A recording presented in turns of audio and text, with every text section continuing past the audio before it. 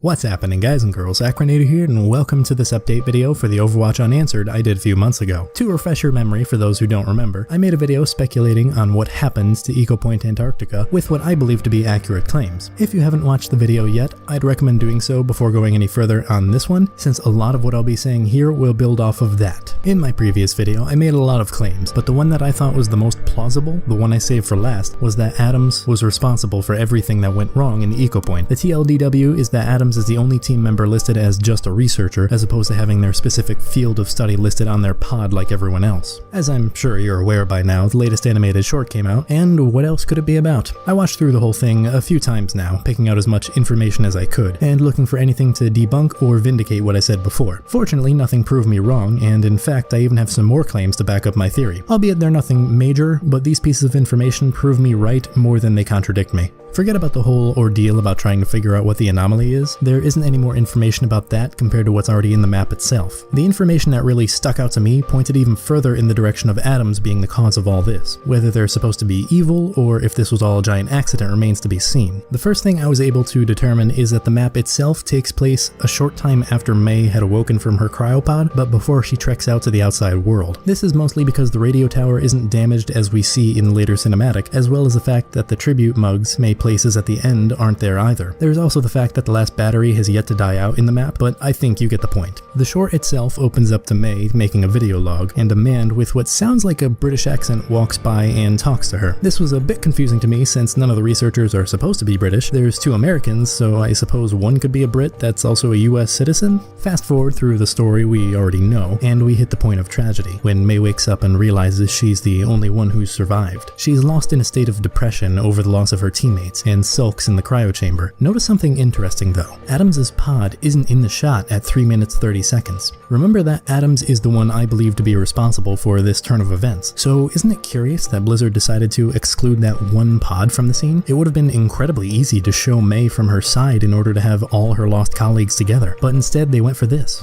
Again, these aren't complete and utter revelations to the lore, but I do have to bring up the idea that Blizzard doesn't do things like this without purpose. Considering they left an entire person who just died out of a sad and solemn part of this animated short, I have to wonder, especially considering that it's the one person I already have a lot of suspicion for. Moving on from this though, the part that really got me to think was this bit starting at 4 minutes 28 seconds. We finally get a glimpse of May's team, though unfortunately it's hard to discern who's who. Luckily enough, there's 6 of them and there's 6 team members, so there's no curveball like that, though I can really only guess 2 people's identities. May is easy enough, and I think there's a pretty good chance that this man is the leader of the team known as Opara, an Umbanian cryologist. As for the rest, I can certainly try to guess, but nothing is set in stone. If I had to guess, I'd say this girl on the left is Torres, the Spanish researcher. This is mostly because she's the only remaining non-white member of the team. The woman standing next to me could possibly be Arrhenius, the Swedish team member, which would leave the remaining 2 men as Macready and Adams, the 2 Americans on the team. Again, this is just complete speculation with nothing to back it up, so I wouldn't be surprised if I got all 4 of these guesses wrong. May and Opara are the only 2 that I'm confident of here. That being said, I do have a sneaking suspicion that this man here is Adams. Before we see the full picture, he's singled out, which begs the question, why is he so important?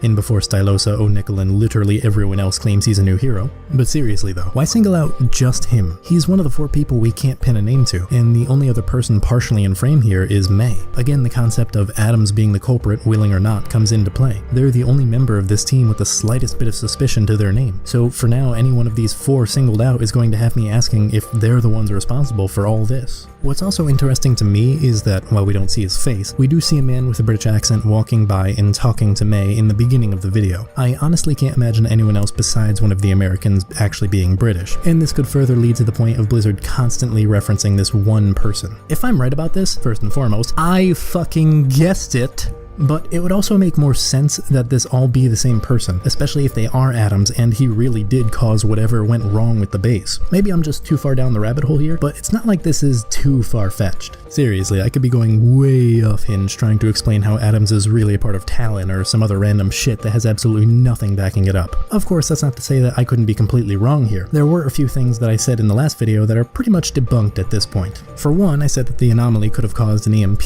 that damaged the mainframe of the Ecopoint, but it it looks like that didn't happen. And while Snowball did exist before the tragedy happened, it doesn't appear as though he helped May in any way. As for the idea that this thing in Oasis is what caused the anomaly, there's not much backing up that claim either. The main thing I think is utterly true is that Adams has something to do with all this. And without making this video incredibly long for no real reason, I think that's all I've really got for now. I just wanted to update you all on how my theory from a few months ago holds up with the new information presented. Needless to say, I'm really happy I wasn't blown out of the water, and in fact it's looking a bit more like I'm right about Adams. Now if I could only shut up about the guy. Anyways, if you enjoyed this video, feel free to give it a thumbs up, and if you want to see more like it, maybe even subscribe. I'd really appreciate it. Links for my social media and whatnot are in the description below, and as for the comment question, it's pretty much the same as the last video I did on this topic, but this time with more information. What's your take on the whole Ecopoint Antarctica tragedy? I really think I'm right here, but who's to say that Blizz won't throw us a curveball and make Opara the real culprit or something like that? Low-key, if they did that, I'd simultaneously hate and respect the hell out of them. Well, that's all the time I've got for today, so until next time,